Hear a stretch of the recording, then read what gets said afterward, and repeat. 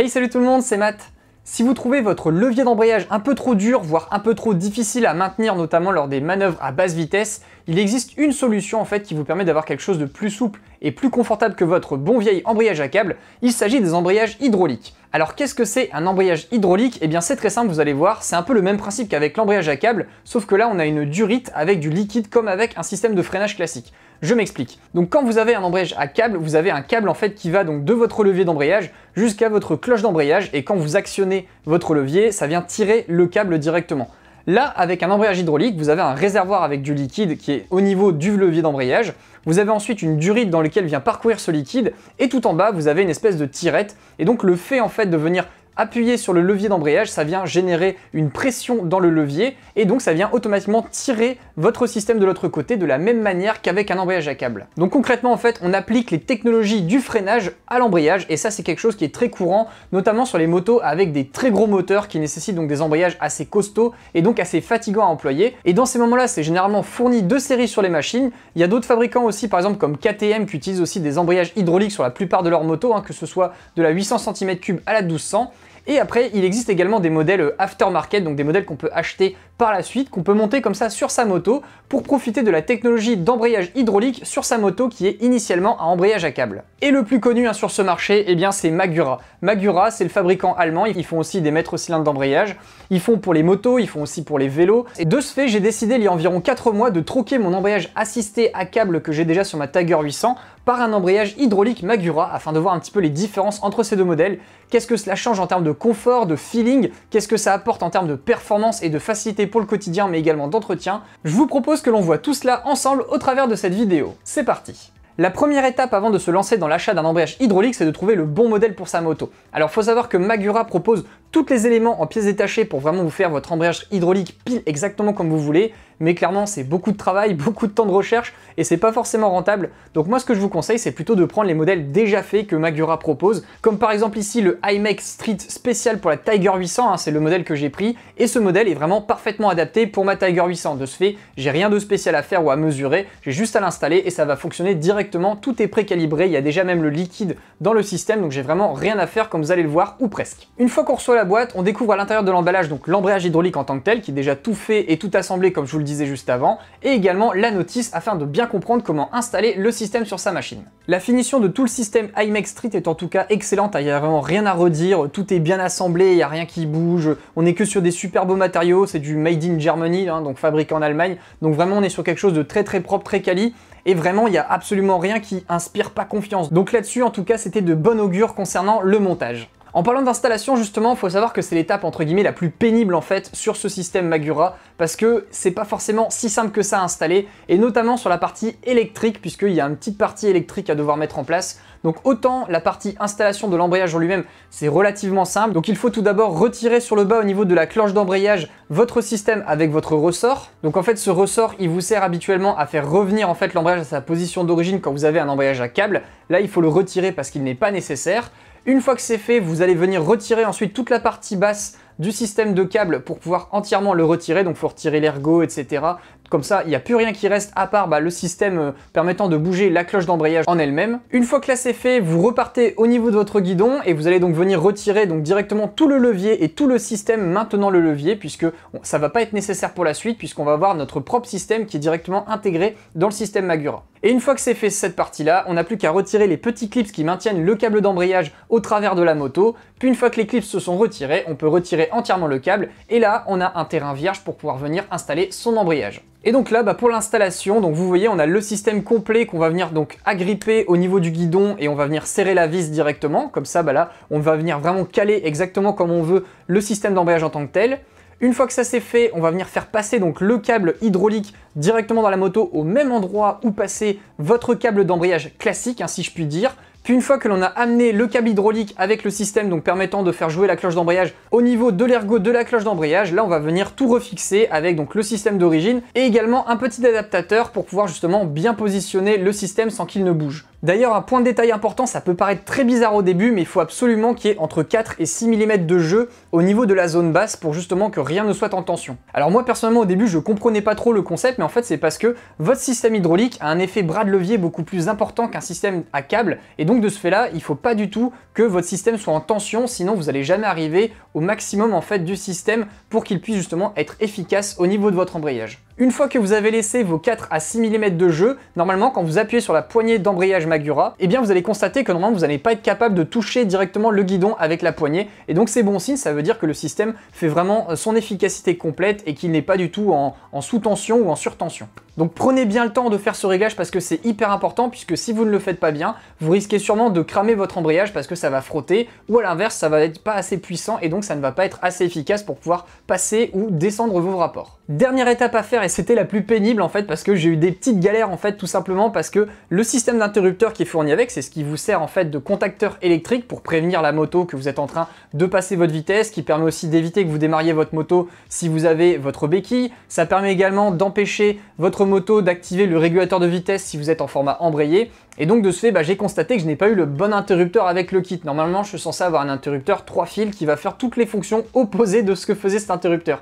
Bref, je pense que vous avez compris, tout était inversé, donc c'est pas grave, j'ai contacté le support Magura et ils se sont rendus compte en effet qu'il y avait une erreur et ils m'ont envoyé en fait directement le bon interrupteur avec 3 fils, ce qui m'a permis comme ça de faire les soudures et le montage proprement et ensuite tout fonctionnait parfaitement. Parlons maintenant donc de l'usage sur route et en tout terrain. Alors avant de commencer à rouler, il faut bien penser à régler la petite molette pour adapter la distance du levier d'embrayage. Ça c'est d'ailleurs un petit peu le reproche que j'aurais à faire sur ce levier, c'est que même au réglage minimum, il est quand même assez loin. Donc à part pour les personnes qui ont des petites mains, pour les autres, cette amplitude de réglage devait être amplement suffisant et vous devriez forcément trouver un réglage adapté à votre morphologie. Et là c'est assez bizarre parce que quand vous commencez à prendre le levier, en fait c'est très bizarre, le répondant est pas du tout le même qu'avec un câble, dans le sens où un câble, plus vous appuyez, plus ça se tend, donc plus c'est dur. Là, vous avez la même réponse permanente, quelle que soit l'amplitude d'appui en fait sur le levier, donc c'est vraiment hyper agréable parce qu'on a une vraie constance en tout cas au niveau du feeling sur le levier d'embrayage. Une fois qu'on commence à rouler, là aussi ça fait très bizarre au début puisque ça vient complètement changer ces repères qu'on avait historiquement avec son câble. Pourquoi je dis ça? Tout simplement parce que l'amplitude de fonctionnement de l'embrayage hydraulique, elle est beaucoup plus courte que celle de l'embrayage à câble. Déjà moi, avec ma Tiger 800, j'avais un embrayage à câble assisté, donc c'est-à-dire qu'il est déjà beaucoup moins dur qu'un embrayage non assisté. Mais là, quand vous passez sur un embrayage hydraulique, c'est vraiment super doux, super agréable. C'est juste qu'il faut être beaucoup plus précis, on a beaucoup moins d'amplitude, donc il faut être beaucoup plus doux en fait dans le mouvement qu'on vient faire sur son levier d'embrayage et beaucoup plus fin parce que ça se joue à quelques millimètres près. Puis au fur et à mesure des semaines, en fait, on s'habitue et clairement au bout d'un moment, on fait plus du tout attention et c'est vraiment super agréable puisque à chaque fois, que ce soit en ville, sur départemental ou sur autoroute, on arrive comme ça à facilement changer ses vitesses. J'ai pas constaté de faux points morts ou de problèmes différents de ce que j'avais déjà avec ma Tiger habituellement. Donc sur ce point, c'est vraiment très transparent. Le seul point en fait que j'ai remarqué qui changeait, c'était entre le moment où le moteur était chaud et le moment où le moteur était froid. Quand le moteur est froid, j'ai un mouvement un petit peu plus important à faire en fait au niveau donc du levier d'embrayage, et quand le moteur est chaud, le mouvement en fait se rétrécit en distance, tout simplement parce que comme la cloche vient chauffer, elle a besoin d'un mouvement moins ample pour s'actionner et fonctionner. Donc voilà, c'est la seule petite inconstance en fait que j'ai remarqué dans le système d'embrayage hydraulique entre l'embrayage à chaud et à froid, mais au final vous avez un petit peu la même chose quand vous avez votre embrayage qui est chaud ou froid avec votre câble. Votre mouvement en fait change un petit peu aussi en fonction de la chaleur dégagée par votre embrayage. Le point où vraiment je trouve que cet embrayage hydraulique ça excelle, c'est quand vous commencez à faire des passages de rapport rapides, parce que là vraiment vous pouvez aller super vite dans votre passage de rapport. Comme le mouvement pour embrayer est beaucoup plus rapide et beaucoup plus court, ça permet vraiment des passages de rapport plus rapides, donc ça c'est vraiment hyper agréable en conduite sportive parce que vraiment on a beaucoup moins à se concentrer pour passer ces rapports. On n'en est pas au niveau d'un shifter, faut pas rigoler non plus, mais vraiment ça vous apporte un vrai petit plus très sympa dans ces conduites dynamiques. Et en off-road, eh bien c'est pareil, là aussi il faut se réhabituer au début par rapport notamment à la première et à la seconde parce que justement vous avez un petit peu moins de jeu, donc il faut être un peu plus fin dans la gestion des gaz. Moi personnellement je préfère passer mon rapport et après jouer directement de l'accélérateur sans trop toucher à l'embrayage. Et une fois ces quelques jours d'habitude passés, et bien là aussi c'est hyper agréable, hyper confortable, on a un mouvement qui est beaucoup moins fatigant et ça c'est vraiment hyper appréciable, notamment parce que vous devez maintenir la première ou la seconde parce que vous êtes dans un passage un peu technique où il faut aller tout doucement, ou alors vous êtes dans une montée, vous devez reprendre les gaz, et bien c'est beaucoup moins fatigant pour la main parce que le mouvement nécessite beaucoup moins de force pour exercer la même action. Et quand je retourne sur une autre moto qui n'a pas d'embrayage hydraulique, clairement je sens la différence, et en particulier sur les motos qui n'ont pas d'embrayage à câble assisté. Toutes les vieilles motos ou les motos récentes qui ont des embrayages classiques, là vraiment vous sentez énormément la différence de pression que vous devez exercer entre un embrayage à câble et un embrayage hydraulique. Par contre, c'est vrai que si vous avez un embrayage à câble assisté, donc un embrayage vraiment déjà bien mou, bien agréable à utiliser, on ressent beaucoup moins la différence d'efficacité entre l'embrayage hydraulique et l'embrayage à câble assisté. Donc ça c'est clair, si vous voulez envisager de passer sur ce genre d'embrayage et que vous avez un embrayage assisté, ne vous attendez pas non plus au grand écart entre les deux. Par contre, si vous avez un vieux trail et que justement vous voulez envisager un embrayage hydraulique parce que vous êtes fatigué de votre embrayage à câble assez usant, là clairement vous allez sentir énormément la différence entre les deux. Avant-dernière partie à aborder, eh bien c'est l'entretien de cet embrayage hydraulique Magura IMEX Street. Alors au niveau de l'entretien, il faut savoir que ça s'entretient un petit peu comme des freins, dans le sens où tous les ans, il faut changer donc le liquide que vous mettez au niveau du réservoir. Ça s'appelle du Magura Blood, donc c'est le sang Magura comme ils disent. Donc c'est un liquide spécifique qui est pensé pour les embrayages hydrauliques. Commencez pas à mettre du liquide de frein dans votre système d'embrayage hydraulique, c'est pas une bonne idée. Il faut vraiment mettre leur système spécifique et le coût est pas super déconnant, donc on n'est pas du tout sur des tarifs très importants. On est globalement sur les mêmes prix que du liquide de frein DOT3 ou DOT4. Une fois que vous avez votre Magura Blood, il faut donc penser une fois par an à simplement renouveler le liquide. Et donc là, c'est aussi très simple, il vous faut une seringue, exactement comme quand vous faites avec une purge des freins. Sur la partie basse, en fait, vous avez une vis de purge qui vous permet comme ça donc de virer tout le liquide qui se trouve dans le système. Une fois que vous avez tout retiré, au niveau du réservoir en haut, vous ouvrez et vous remettez du liquide directement dedans. Vous tirez un coup avec la seringue en bas pour retirer le surplus d'air et ensuite vous appuyez avec votre levier pour faire remonter les bulles d'air en haut. Et une fois que vous êtes sûr qu'il n'y a plus de bulles d'air dans le système, vous êtes reparti pour un an. Et donc voilà, c'est le seul entretien à faire, donc ça peut paraître un peu contraignant pour certains et beaucoup plus pratique pour d'autres. Je pense notamment aux ceux qui roulent beaucoup, c'est hyper pratique. Pourquoi? Parce que vous n'avez jamais à retendre quoi que ce soit. Quand vous avez ce système-là, vous devez jamais toucher à quoi que ce soit au niveau des bacs de serrage. C'est pas du tout comme un embrayage à câble qui a tendance à se détendre puisque c'est du filament de métal qui est assemblé, donc forcément à force de tirer dessus, il se détend, donc il faut à chaque fois régler ses bacs pour toujours garder la même constance de feeling. Là, vous ne touchez jamais à rien à part quand vous devez changer le petit liquide à l'intérieur du système. Donc ça c'est vrai que je trouve ça super agréable parce que vous n'avez jamais à devoir modifier quoi que ce soit au niveau de la bague de réglage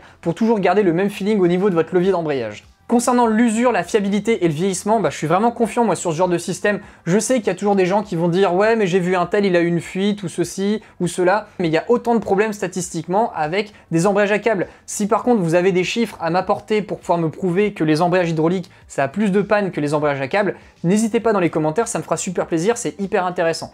Autrement, franchement, dites-vous qu'avec un embrayage hydraulique, vous avez moins de risque de panne qu'avec un embrayage à câble. Tout simplement parce que c'est plus constant, on est sur de la durite aviation, donc il y a peu de risque aussi que votre durite, elle ait un trou parce qu'elle se prend un petit caillou. Donc vraiment, faut pas commencer à avoir peur de basculer sur ce genre de système, si l'envie en tout cas vous en prend.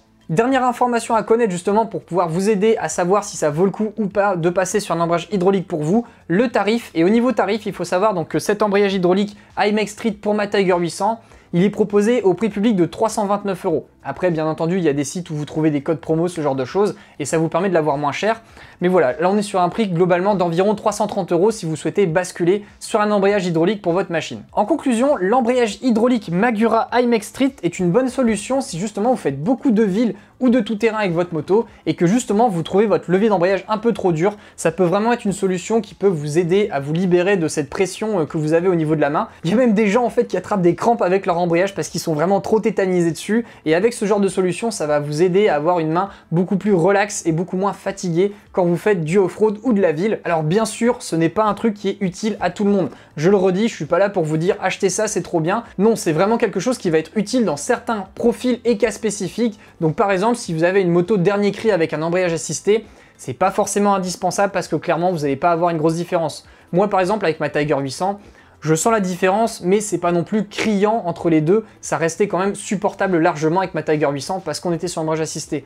Par contre, vous avez une moto sans embrayage assisté, vraiment, vous allez sentir la différence. Et autre type de personnes qui pourraient être, je pense, intéressées par ce type de système, ce sont les personnes qui en ont marre en fait de tout le temps devoir régler leur câble d'embrayage parce qu'ils sont tout le temps en train de devoir le régler puisqu'ils se servent beaucoup de leur moto.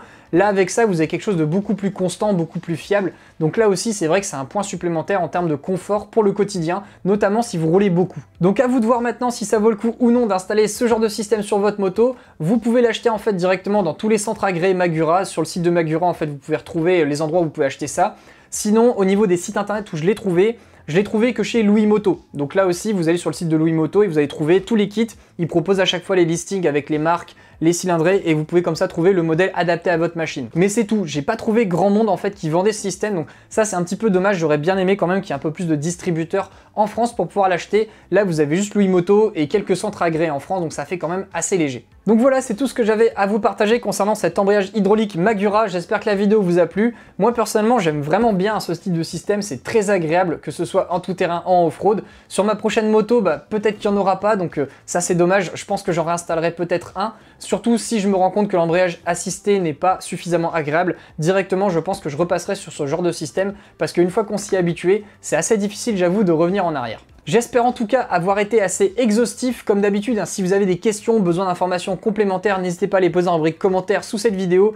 J'y répondrai dès que je peux. Si vous avez aimé ma vidéo, n'hésitez pas à mettre un petit pouce vers le haut, ça fait toujours plaisir. Si vous appréciez mon travail, sachez que vous pouvez me soutenir sur Tipeee grâce au bouton que je vous mets juste ici. Et enfin, si vous découvrez ma chaîne pour la première fois, n'hésitez pas à vous abonner grâce au bouton que je vous mets juste ici. Merci à tous d'avoir regardé et on se retrouve la semaine prochaine pour une nouvelle vidéo. Salut!